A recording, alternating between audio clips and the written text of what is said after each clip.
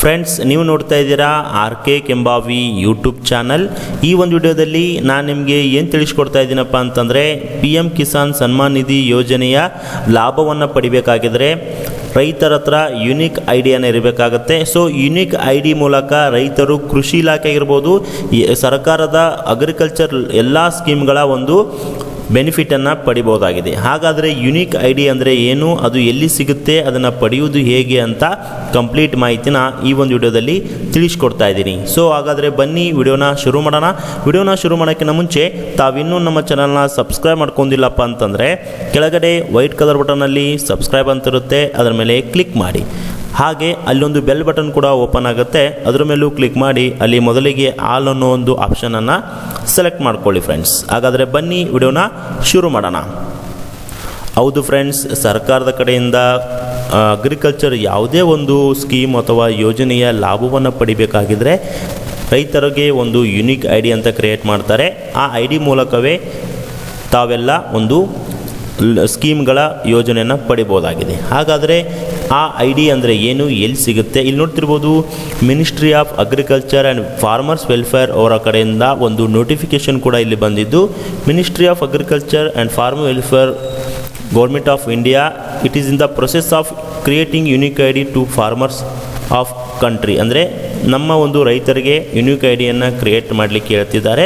Unique ID ಮೂಲಕ ರೈತರು ಒಂದು ತಮ್ಮ ಅಕೌಂಟನ್ನು ಲಿಂಕನ್ನು ಮಾಡಿ, ಅಂದರೆ ಅವರ ಏನು RTC ಇರ್ತವೆ, ಏನು ಡೀಟೇಲ್ಸ್ ಇರುತ್ತೆ ಅದನ್ನು ಲಿಂಕನ್ನು ಮಾಡಿ ಅಗ್ರಿಕಲ್ಚರ್ ಸ್ಕೀಮ್ಸ್ ಏನಿರ್ತವೆ ಆ ಸ್ಕೀಮ್ಸನ್ನು ಒಂದು ಲಾಭವನ್ನು ಪಡಿಬೋದಾಗಿದೆ ಅಂತಲೇ ಹೇಳ್ತಾರೆ ಫ್ರೆಂಡ್ಸ್. ಇಲ್ಲಿ ರೈತರ ಆಧಾರ್ ಕಾರ್ಡು, ಅವರ ಒಂದು RTC ಆಗಿರ್ಬೋದು, ಅವರ ಒಂದು ಬ್ಯಾಂಕ್ ಡೀಟೇಲ್ಸ್ ಆಗಿರ್ಬೋದು, ಎಲ್ಲವೂ ಕೂಡ ಲಿಂಕ್ ಆಗುತ್ತೆ.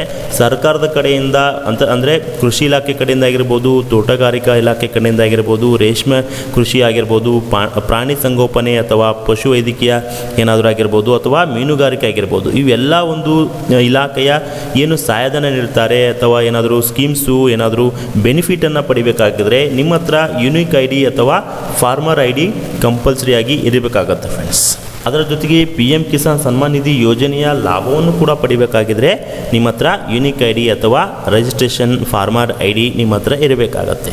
So unique ID, registration farmer ID ನೀವು ಪಡ್ಕೋಬೇಕಾಗಿತ್ತಪ್ಪ ಅಂತಂದರೆ ಈ ಒಂದು farmers registrations and unified beneficiary information systems ಅಂತ ಬರುತ್ತೆ, ಫ್ರೂಟ್ಸ್ ಅಂತ.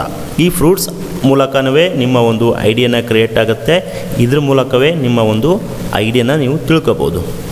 ನೀವು ಐಡಿಯನ್ನು ಮೊದಲಿಗೆ ತಿಳ್ಕೊಳ್ಳೋಕ್ಕಿಂತ ಮುಂಚೆ ನೀವು ಮೊದಲು ಒಂದು ಅಕೌಂಟನ್ನು ಕ್ರಿಯೇಟ್ ಮಾಡಬೇಕು. ಈ ಒಂದು ಅಫಿಷಿಯಲ್ ವೆಬ್ಸೈಟ್ ಬಂದ ಮೇಲೆ ಇಲ್ಲಿ ನಾಗರಿಕರು ಪ್ರವೇಶ ಮಾಡಿ ಅಂತ ಇರುತ್ತೆ ನೋಡಿ, ಈ ಒಂದು ಆಪ್ಷನ್ ಮೇಲೆ ಕ್ಲಿಕ್ ಮಾಡ್ಕೊಂಡಾದ್ಮೇಲೆ ಈ ರೀತಿಯಾಗಿ ನಿಮ್ಮ ಒಂದು ಇಂಟರ್ಫೇಸ್ ಓಪನ್ ಆಗುತ್ತೆ. ಇಲ್ಲಿ ಸಿಟಿಜನ್ ರಿಜಿಸ್ಟ್ರೇಷನ್ ಅಂತ ಇರುತ್ತೆ. ಈ ಸಿಟಿಜನ್ ರಿಜಿಸ್ಟ್ರೇಷನ್ ಮೇಲೆ ಕ್ಲಿಕ್ ಮಾಡಿಕೊಂಡು ನಿಮ್ಮ ಒಂದು ಲಾಗಿನನ್ನು ಕ್ರಿಯೇಟ್ ಮಾಡ್ಕೊಳ್ಳಿ. ಸೊ ನಿಮಗೆ ಮೊಬೈಲ್ ನಂಬರು ಮತ್ತು ಪಾಸ್ವರ್ಡನ್ನು ಹಾಕಲಿಕ್ಕೆ ಹೇಳುತ್ತೆ ಆವಾಗ. ಸೊ ಲಾಗಿನನ್ನು ಹಾಕಿ. ಲಾಗಿನನ್ನು ಆದಮೇಲೆ ಈ ಥರ ನಿಮಗೆ ಒಂದು ಮುಖಪುಟ ಬರುತ್ತೆ ಅಂತಲೇ ಹೇಳ್ಬೋದು ಫ್ರೆಂಡ್ಸ್. ಸೊ ಈ ರೀತಿಯಾಗಿ ಮುಖಪುಟ ಬಂದಾಗ ಇಲ್ಲಿ ರಿಜಿಸ್ಟ್ರೇಷನ್ ಅಂತ ಇರುತ್ತೆ. ಆ ಆಪ್ಷನ್ ಮೇಲೆ ಕ್ಲಿಕ್ ಮಾಡಿಕೊಂಡು ನಿಮ್ಮ ಒಂದು ರಿಜಿಸ್ಟ್ರೇಷನನ್ನು ನೀವು ಇಲ್ಲಿ ಮಾಡ್ಕೋಬೇಕಾಗತ್ತೆ. ಸೊ ಇವ್ರದ್ದು ಆಲ್ರೆಡಿ ರಿಜಿಸ್ಟ್ರೇಷನ್ ಆಗಿರೋದ್ರಿಂದ ಇಲ್ಲಿ ಅದು ಈ ರೀತಿ ಬರುತ್ತೆ. ಇಲ್ಲ ನಿಮ್ಮದು ಇಲ್ಲೇ ನೇಮ್ ಹಾಕಲಿಕ್ಕೆ, ಆಧಾರ್ ಕಾರ್ಡ್ ನಂಬರ್ ಹಾಕಲಿಕ್ಕೆ, ಎಲ್ಲವೂ ಕೂಡ ಹಾಕಲಿಕ್ಕೆ ಬರುತ್ತೆ ಅಂತಲೇ ಹೇಳ್ಬೋದು ಫ್ರೆಂಡ್ಸ್. ಒಂದು ವೇಳೆ ನಿಮ್ಮದು ಆಲ್ರೆಡಿ ಫಾರ್ಮರ್ ಐಡಿ ಆಗಿದೆ, ಸರ್ಕಾರದ ಕಡೆ ನೀವು ಏನಾದರೂ ಲಾಭವನ್ನು ಪಡಿಬೇಕಾದ್ರೆ ಸರ್ಕಾರದವರೇ ಮಾಡಿದಾರಪ್ಪ ಅಂತಂದರೆ ಅದು ತಿಳ್ಕೊಬೇಕಾಗಿದ್ರೆ ನೀವು ಇಲ್ಲಿ ಸರ್ಚ್ ಅಂತ ಹೋಗಿ ರಿಜಿಸ್ಟ್ರೇಷನ್ ಸ್ಟೇಟಸ್ ಅಂತ ಇರುತ್ತೆ. ಎಲ್ಲಿ ಹೋದಾಗ ನಿಮಗೆ ನಿಮ್ಮ ಹೆಸರು ಮತ್ತು ನಿಮ್ಮ ಐಡಿ, ನಿಮ್ಮ ಹೆಸರು ಅಪ್ರೂವಲ್ ಆಗಿರುವಂಥ ಆಫೀಸರು ಎಲ್ಲಿ ಯಾವಾಗ ಅಪ್ರೂವಲ್ ಆಗಿದೆ ಡೇಟ್ ಕೂಡ ಇಲ್ಲಿ ಬರುತ್ತೆ ಫ್ರೆಂಡ್ಸ್. ಈ ರೀತಿಯಾಗಿ ನಿಮ್ಮ ಒಂದು ರಿಜಿಸ್ಟ್ರೇಷನ್ ಐಡಿ ಇಲ್ಲಿದೆಯಲ್ಲ, ಇದೇ ರಿಜಿಸ್ಟ್ರೇಷನ್ ಐಡಿ ಅಥವಾ ಫಾರ್ಮರ್ ಯುನಿಕ್ ಐಡಿ, ಇದರ ಮೂಲಕವೇ ನೀವು ಸರ್ಕಾರದ ಕಡೆಯಿಂದ ಯಾವುದಾದ್ರೂ ಯೋಜನೆಗಳ ಒಂದು ಸಹಾಯಧನ ಆಗಿರ್ಬೋದು, ಬೆನಿಫಿಟ್ಸನ್ನು ನೀವು ಈ ಐಡಿ ಮೂಲಕನೇ ಪಡಿಬೋದು ಫ್ರೆಂಡ್ಸ್. ಹಾಗಾದರೆ ಈ ಐಡಿಯಲ್ಲಿ ಏನೇನಿರುತ್ತೆ ಅಂತ ನಾನು ನಿಮಗೆ ತಿಳಿಸ್ತೀನಿ ನೋಡಿ ಫ್ರೆಂಡ್ಸ್. ಇಲ್ಲಿ ನೋಡ್ಬೋದು, ಈ ಐಡಿಯಲ್ಲಿ ಇನ್ಫಾರ್ಮೇಷನ್, ಪರ್ಸನಲ್ ಇನ್ಫಾರ್ಮೇಷನ್ ಇರುತ್ತೆ. ಆಮೇಲೆ ಇಲ್ಲಿ ನಿಮ್ಮ ಒಂದು ಫೋಟೋ ಇರುತ್ತೆ, ನಿಮ್ಮ ರೆಸಿಡೆನ್ಷಿಯಲ್ ಅಡ್ರೆಸ್ ಇರುತ್ತೆ, ನಿಮ್ಮ ಕ್ಯಾಸ್ಟ್ ಡೀಟೇಲ್ಸ್ ಎಲ್ಲ ಇರುತ್ತೆ, ನಿಮ್ಮ ರೇಷನ್ ಕಾರ್ಡ್ ನಂಬರ್ ಕೂಡ ಇರುತ್ತೆ.